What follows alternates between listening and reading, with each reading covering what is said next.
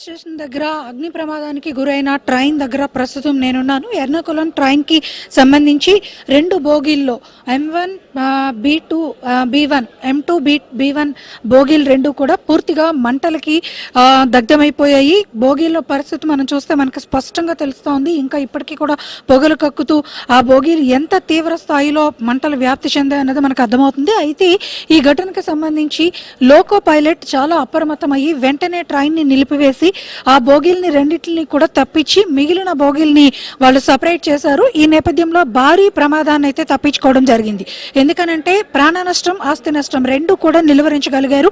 కేవలం ఈ దుర్ఘటనలో విజయవాడకి చెందిన 70 ఏళ్ల సుందర్ అనే ఒక వ్యక్తి అయితే మాత్రం మృతి చెందారు. మిగిలిన ఎవరికి కూడా ఎటువంటి గాయాలు కూడా కాలేదు. కొద్ది మందికి ఈ రెండు బోగీల్లో ఉన్న వారికి మాత్రం కొంత అస్వస్థతకు గురయ్యారు. దట్టమైన పొగ అలుముకున్న నేపథ్యంలో వాళ్ళంతా కూడా కొంత అస్వస్థతకు గురయ్యారు. వెంటనే అప్రమత్తమైన రైల్వే అధికారులు కూడా ప్రయాణికులను సురక్షితంగా కిందకి దింపి ప్రత్యామ్నాయ మార్గాల్లో వాళ్ళ డెస్టినేషన్స్ కి పంపించే ఏర్పాట్లు అయితే మాత్రం చేశారు. ప్రస్తుతం ఈ ఘటనకు సంబంధించి ఇప్పటిదాకా జిల్లా అధికారులు అయితే మాత్రం ఇక్కడ చేరుకొని అంతటినీ కూడా వాళ్ళంతా కూడా ఒకసారి పరిశీలించడం జరిగింది.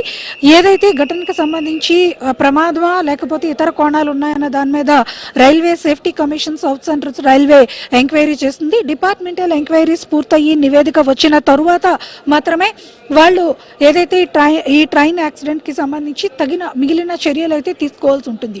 దీనికి సంబంధించి జిల్లా కలెక్టర్ విజయ్ కృష్ణన్ కూడా ఇప్పటికే పరిశీలించి ప్రయాణికులతో మాట్లాడడం జరిగింది. వాళ్ళని సురక్షిత ప్రాంతాలకి ప్రత్యామ్నాయ మార్గాల్లో కూడా పంపించారు. కొద్దిసేపటి క్రితమే ట్రైన్ కూడా బయలుదేరి